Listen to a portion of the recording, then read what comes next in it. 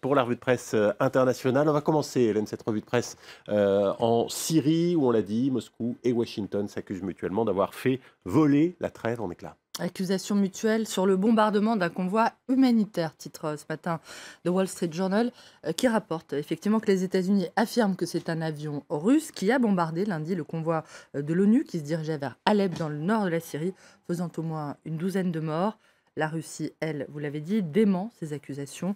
D'après The New York Times, ce bombardement a provoqué la décision des Nations Unies qui ont évoqué un possible crime de guerre de suspendre les convois humanitaires à destination de la Syrie, où la trêve avait subi un premier coup samedi avec le bombardement par erreur, je cite, de position de l'armée syrienne par la coalition internationale.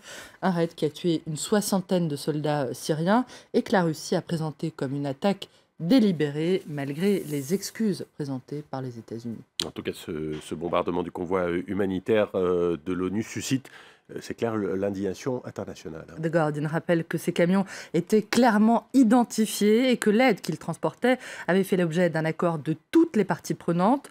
Après 5 ans de guerre, près d'un demi-million de morts et des millions de personnes déplacées, après toutes ces atrocités commises pendant des années, ce qui vient de se produire représente un plus bas dans ce conflit, a écrit le journal, qui estime que le régime syrien nage dans un sentiment d'impunité totale, je cite. Mais il n'est pas le seul responsable, poursuit The Guardian, qui cite les propos du secrétaire général de l'ONU dans son dernier message adressé à l'Assemblée générale. Les parrains des deux camps, les alliés du régime comme ceux des rebelles, ont du sang sur les mains, je cite.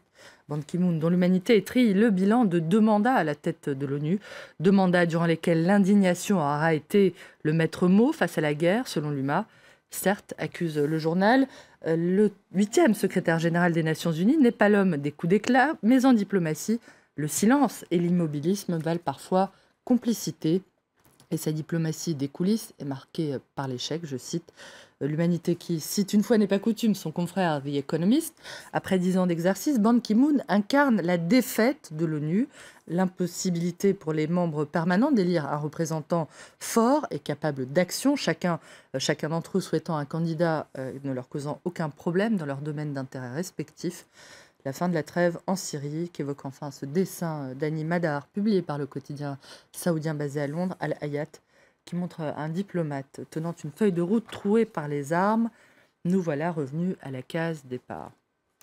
La presse internationale revient également ce matin, Hélène, sur la victoire de Vladimir Poutine aux législatives de dimanche. Son parti Russie Unie a obtenu la majorité absolue avec plus de 53% des voix. Que va-t-il se passer maintenant? Après ces résultats sans surprise, The Moscow Times tente de lire dans la boule de cristal. Le quotidien met en garde le Kremlin contre les 2 pièges qui seraient en train de se former. Le premier qui aurait à voir avec la légitimité. Le pouvoir va manquer de solutions pour soutenir sa légitimité militaro-autocratique, prévient The Moscow Times. Il ne va pas pouvoir jouer la carte de la Crimée une seconde fois. Et les sondages indiquent que les Russes sont peu intéressés par le fait de savoir si la Russie va ou non remporter une victoire en Syrie.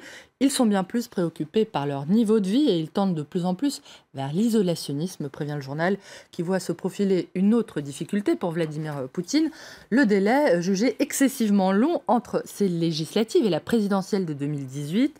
Si les responsables politiques attendent encore 18 mois pour mettre en place les réformes économiques douloureuses mais essentielles dont la Russie a besoin, ils risquent d'épuiser les ressources financières du gouvernement et donc de créer de l'instabilité.